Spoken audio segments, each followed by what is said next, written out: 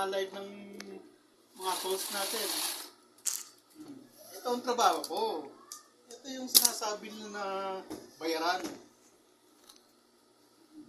Katrabaho ko ng maayos. Hindi ako bayaran ng kahit sino. Binabayaran ako kapag kami natapos akong trabaho. Kasi wala akong amo. Hindi ako utusan. Ito ang trabaho ko. Tingnan. Isa, ayos yung pag-video ha. Kaya anak ko yung nagbibideo. Makikita nyo kung anong klase ng trabaho ko. At makikita nyo kung anong klase pagkatao meron ako. Ano yung sinasabing bayaran utusan? Hostia. Nananahilang naman ako dito. Habang nakikinig ng YouTube. Mga vlogger. Kaya nga ako supporter ng mga vlogger kasi sila kinagawa ko radyo Yung mga live streaming na yan, mga nagla-live, pinapakinggan ko, hindi ako nakikinig ng balita sa radyo. YouTube ang ano ko. Tingnan niya ha. Mamaya yan, may bulsa na yan sa likod. Ano mo na camera dito. Mamaya may bulsa na sa likod niya. Ano to? Pantalong pandesente, pang pisina. Nakita niyo naman. Mamaya, makikita niyo kung ano resulta ng ginagawa ko. Ito ang trabaho ko. Wala akong amo. Walang nag-uutos sa akin.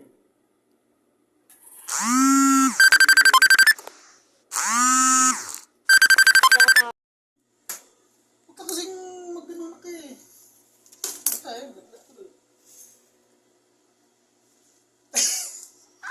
Isa! Ikaw, kulit mo ha? Baka mamaya kulangot ko yung butas ng ilong ko tinututukan mo ha? Ayusin mo ha? Oo, talaga, puro kalukot talaga itong anak ko Mamaya dito. Ayan. Mamaya. Pwede man ako mag-download ng video dyan medyo mahaba. Apo. Upload po. Upload, tapos mapapanood lang talaga to? Apo. Sure ka na? Apo. Mamaya, video dito. Wala nang pala. Okay, pinapractice natin. Diyan mo na, pag nag-vlogger sa papa mo, pinagbibintangan na tayong vlogger ng mga kalaban. Pinagbibintangan ko ng vlogger, hindi nga ako marunong mag-video, vlogger. Ako sa kanyang saan kumukuha ng pinagsasabihin mga hinayupak na yan.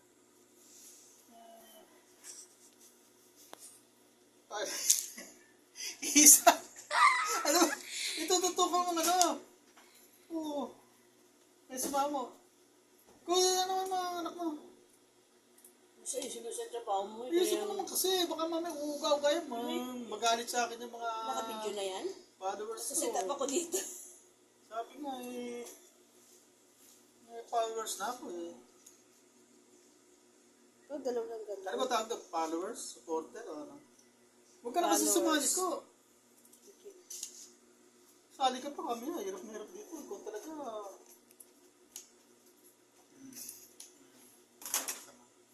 Isa ha? Inusin mo ha? Mamaya, tutuloy ko yung nakukunan ko dito.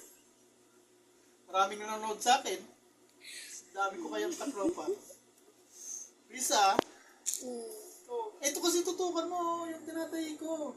Para makita lang kung paano magtrabaho yung sinasabi nilang binayaran para pumuntahan tayo. Ay, nayupak na yan. Katakot-takot ako sa binigay sa akin. Nanahimik ako dito. Nagmanasakit na ako sa grupo namin. Sa bahay ng bata dahil akala nila nasa liblib na lugar. Tapos ako tinira ng tinira. Bukas yari sila sa akin. Ito mga tropa. Ito yung trabaho ko. Tingnan nyo mamaya ito pag nangyari.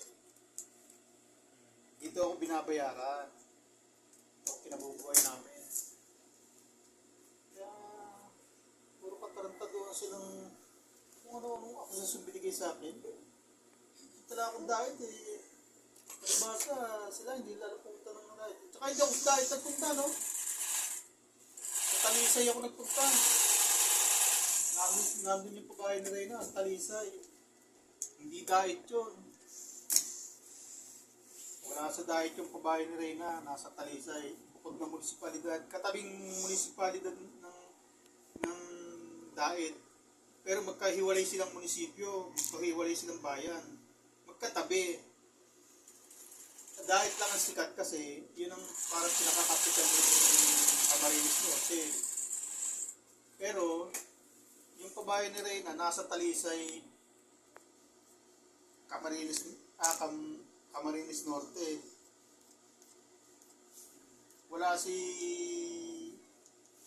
Walang pabahay si Reyna sa Dait. Ang pabahay niya nasa nasa Talisay, Camarines Norte. Hindi Dait, Camarines Norte, kundi Talisay. At ang Talisay, hiwalay sa Dait. Kasi nakatanim na sa isip nyo kasi na puro Dait. Pero nung pumunta pala ako doon, hindi naman pala Dait yun. Talisay. Hindi ko lang nakuha yung munisipyo kasi may mga pulis eh. Baka mamaya videoan ko yung munisipyo eh. Ratin ako doon, mapagkamalan akong espiya ng NPA eh. O kaya kung anong pwedeng mapagkamalan sa akin. Yung mga pulis doon eh. Lapit-lapit kay Reyna nun. Isa naman eh. Ito kano. Sigurado kami sa pinagagawa mo na. Tawag kang tao dyan, baka mamaya Oo. Kung bata ka, video ka ng video sa akin. Ngayon, videoan mo ko, ibang klaseng video to na ka, maraming makakapanood ito. Dati yung video mo sa akin, tayo-tayo lang nakakapanood. Ngayon, nakaano tayo, nasa social media na tayo.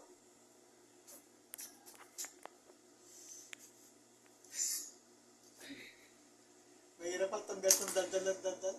Ang walang kausap. Kaya pala si Kanon. Minsan pagka napapanood ko sa live niya, lalo pag galit na galit. Namumuo yung laway sa gilid ng manlabi eh. Nataan na kung ano yung namumuti sa niya, laway na parang nabubuo. Nangyayari din yata sa akin yun. Hindi kaya. Isa! Ayusin mo. Talaga itong anak ko. Huwag mo kasing itutok pirmes. Igalaw-galaw mo naman ng itutok mo din sa tahi ko. Gagalan yun. Ito, bulsa muna sa likod yung papakita ko sa inyo. Bulsa ng mga pantalong pandesente. Abogado yata may-ari nito. Malam po, abogado. Kumpanya to ng hirap basahin, no? Basa nyo ba? Anong kumpanya ba yan? Saan po dito? Ito yung kumpanya. Taas? Nanghirap pa basa, ang liit eh. O, bayaan mo na. Aka na po. Hindi na. Ano? Naitapos standard part. Ilang minuto lang. O, ito, tatapusin ko natin isang bulsa ng pantalong sa likod. 6 minutes. Tapos, stop na natin video. Okay. Para mapakita ko na sa tropa ko yung sa mga kasama ko yung babaho ko na kailangan mayari ko tong isang bulsa baka sabihin ni Kanod, fake news o pinito niya baka sabihin minamagic ko lang tong yung trabaho ko sabihin hindi naman nakatunay naman dahil sabihin pakita mo mukha ko abang nanay kasi baka sabihin nila ako lang ang nasa video pero iba at tumatahi. May mga piliin. May mga sabi lang yung mga yan. Kaya kailangan live nyo na makita na akong gumagawa talaga. Nakita nyo yung trabaho ko. Ayan, gusto na. Diba? Pansente. Kaya ba ni Kanor to? Kaya ba ni Tilkonyang? Siyasa, kaya ba to? Mas kung laitin lang ako. Hindi lang alam yung ginagawa ko. Ayan o. Gusto na. Salito. Tama, ganda no? Pakita mo na. Ayan. Sa likod. Legit yan. Mamaya naman sabihin lang fake news. Sabihin, di ba gumawa? Ayan ito. Wala pang bulsa Tutukan mo tulok eh. Ayan, wala pang bulsa Drawing ko lang Mamaya yan, may bulsa na. Tapos sa ibang araw ko naman pakikita kung paano yung pagbuo niya. Itong isa kanina, yung kapares niya, ito naman yung bulsa sa harapan. Ayan. Pakita mo na bulsa sa harapan. Ayan, bulsa sa harap. Tapos ito naman yung zipper. May pangalan pa yan ng legit yan. Sabi, fake news yan, oh. Ano to, oh? Etiketa yan, label. Yung kumpanya, pangalan ng kumpanya. Tukan mo na ko. Young Moda, exclusive. Professional. Yun siya. Okay na na. Dire-diretso yan. Kanina, walang putol. Apa. So yun, mamaya. Kita nyo kung anong nangyari dito. Pandesente to. Mga pang professional ang magsusot, mga professional magsusot itong ginagawa ko.